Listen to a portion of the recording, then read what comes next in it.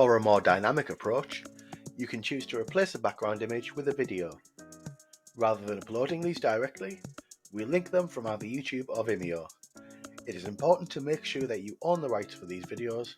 If not, please contact the creator and seek their approval. On the sidebar, please select Content and then Homepage Video.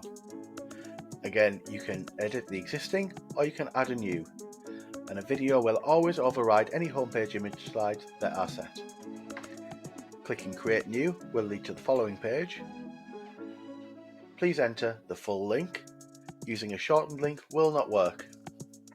The next step is to add the text that you wish to appear over the main video. If the video is too bright, you may wish to apply an overlay. Simply using this drop down, you can set the degree of the overlay using the percentages below. When setting a video, this will not display on mobile due to the difference in orientation. For this, you will need to choose an image to fall back on. Please make sure that the image is optimized. Please see my previous video on reducing file size in order to do that, and select using the option below. Once you've done this, simply click the Published and the Enable Fallback Image slider and click Create New.